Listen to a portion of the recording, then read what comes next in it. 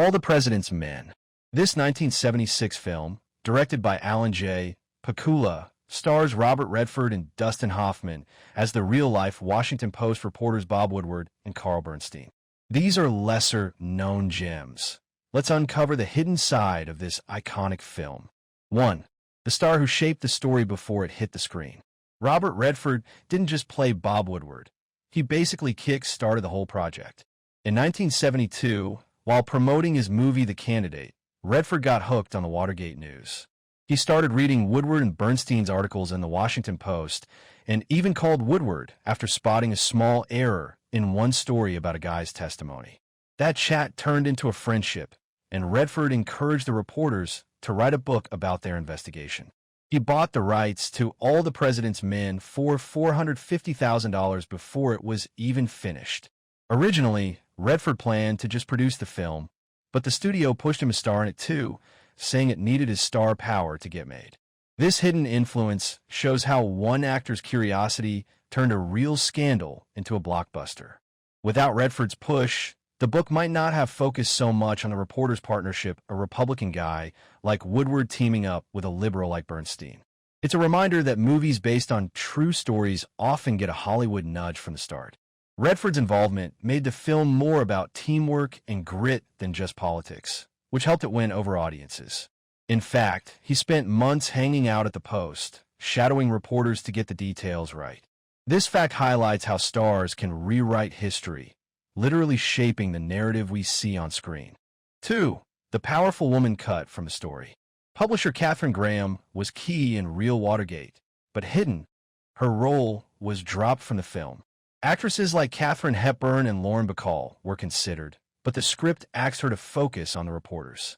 Graham was relieved, as she didn't want the spotlight.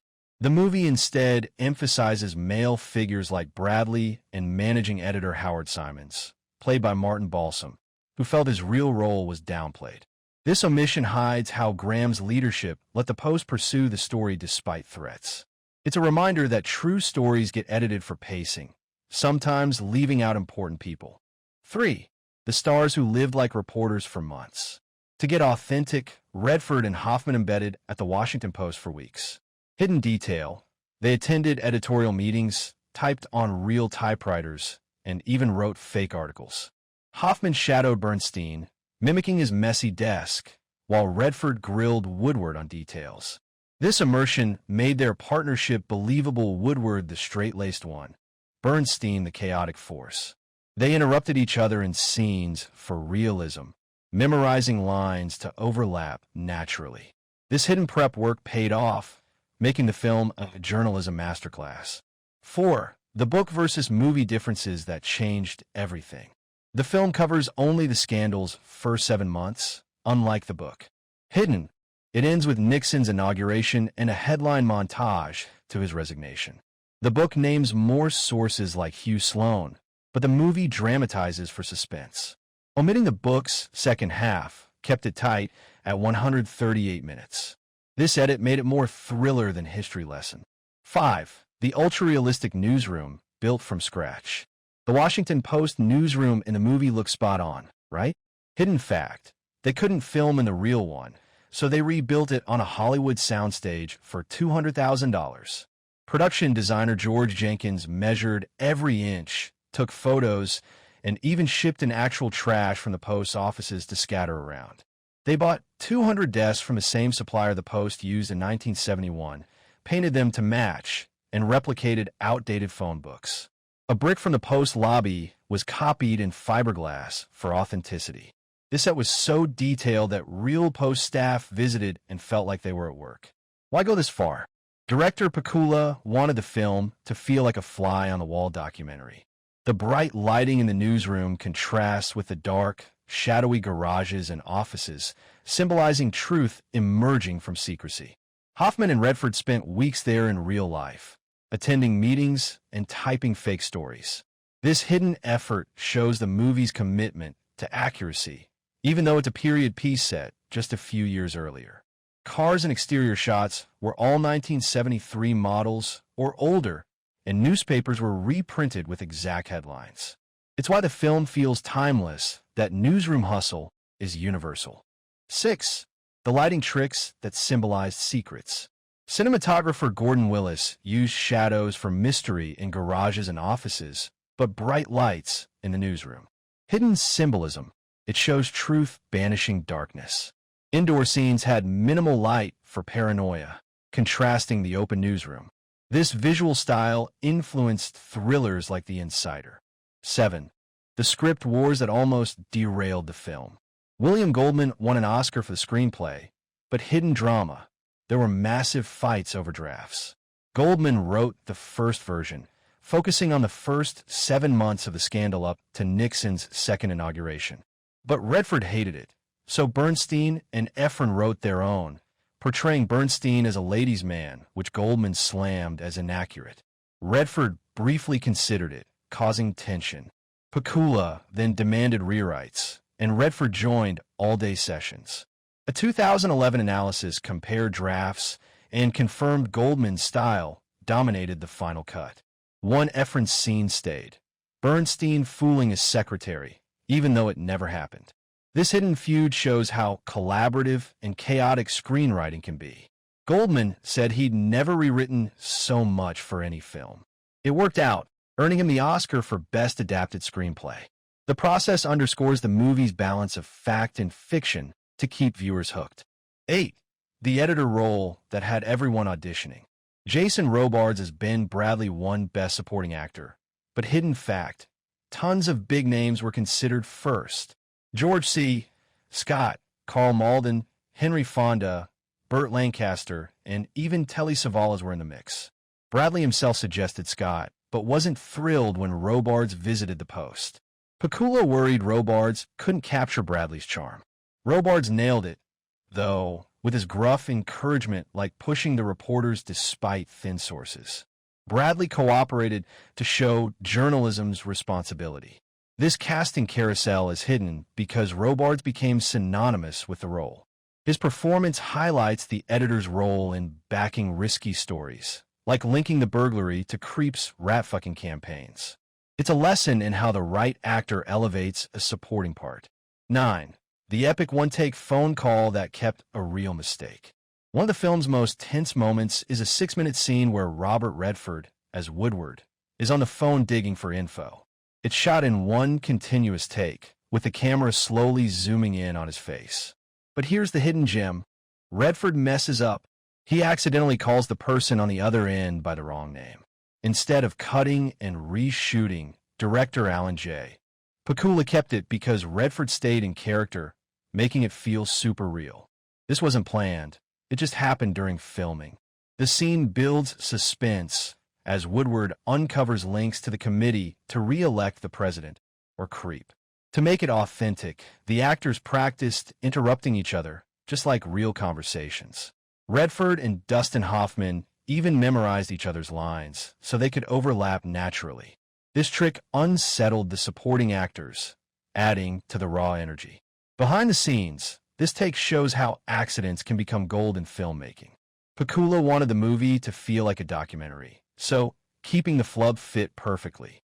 It's a nod to how journalism isn't perfect. Reporters make mistakes too, but they push through. Fans often miss this detail, but it's what makes the scene unforgettable. Next time you watch, listen for that name slip. It's a hidden layer of realism in a film praised for accuracy. 10. The actor who almost said no to Deep Throat. Hal Holbrook's portrayal of the shadowy informant Deep Throat is iconic, with those garage meetings full of whispers and cigarette smoke. But hidden fact, Holbrook was the first and only choice for the role, yet he almost turned it down. During casting, Bob Woodward looked at actor headshots without revealing Deep Throat's real identity, which we now know was FBI Deputy Director Mark Felt. Woodward insisted Holbrook was perfect because he looked just like Felt. Holbrook thought the part was too small and mysterious, so he said no at first. Robert Redford personally visited Holbrook's house to convince him, saying Deep Throat would be the most memorable character in the whole movie. And boy, was he right. Those scenes, lit with dramatic shadows by cinematographer Gordon Willis, symbolized the hidden truths of Watergate. Holbrook's performance added paranoia and intrigue, making viewers lean in. Fun twist. In real life, Felt's identity stayed secret until 2005, when he revealed it in Vanity Fair at age 91. The movie kept that mystery alive, using Deep Throat as a code name from the book. This casting story shows how directors fight for the right fit, even for supporting roles. Without Holbrook, the film's tension might have fallen flat. It's a hidden example of how one actor's hesitation led to cinema history. 11. The budget that ballooned for accuracy. The film cost $8.5 million, but hidden, much went to details like recreating the Watergate break-in with exact props. Filming started in 1975 in D.C., using spots like the Kennedy Center with 1,500 extras as theatergoers. An abandoned Virginia garage stood in for Deep Throat meetings. Period accuracy meant no cars newer than 1973 and custom calendars. This obsession with truth made it the most factually accurate film ever, per some critics. 12. The made-up phrase that became Watergate legend. Follow the money. It's the film's most famous line, whispered by Deep Throat to guide the reporters. But here's a hidden shocker. It was totally invented for the movie. The phrase doesn't appear in the book by Woodward and Bernstein or in any real Watergate documents. Screenwriter William Goldman created it to simplify the complex trail of cash from Nixon's re-election fund to the burglars. In reality, Woodward's source advised tracing the funds, but not with those exact words. The line became so iconic that people now think it's from the actual scandal. It sums up how the break-in at the Democratic headquarters tied to a slush fund controlled by Nixon's aides like H.R. Haldeman. Goldman faced script drama too. He wrote multiple drafts, but Bernstein and his then-wife Nora Ephron submitted their own version, which Goldman called a betrayal. Only one scene from theirs made it in. Bernstein tricking his secretary, which wasn't even true. This fact reveals how movies bend facts for drama while staying true to the spirit.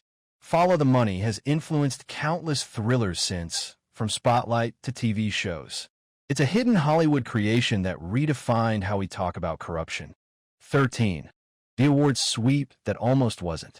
Nominated for 8 Oscars, winning 4 including Robards and Goldman. Hidden. It won Best Film from major critics groups. A rare feat reception was rave, with Roger Ebert praising its journalism study. Retrospectively, it's in the National Film Registry for significance. But some like Dave Kerr called it pedestrian, a hidden dissent in the praise. 14. The rating battle over a few bad words. The movie was initially rated R for profanity, like multiple F-bombs in heated newsroom talks. But hidden story, Warner Brothers and Redford appealed, arguing it was historically important. The MPA board flipped it to PG, saying the language fit the context of stressed journalists uncovering a scandal. MPAA head Jack Valenti noted it could have been G without the swears, but they kept them for realism. This was pre-PG-13, so PG meant family-friendly with caveats.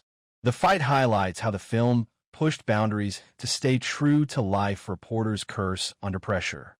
Jason Robards, as editor Ben Bradley, delivers some zingers that capture his real tough guy style. Bradley himself advised Robards not to make him look like a jerk. This rating swap is a hidden win for artistic freedom, showing movies can tackle serious topics without toning down. It helped the film reach wider audiences, grossing over $70 million. Today, it'd probably be PG-13, but back then, it set a precedent for fact-based dramas. 15. The real-life sequel documentary. In 2013, Redford's company made All the President's Men Revisited, a doc on the scandal in film. Hidden,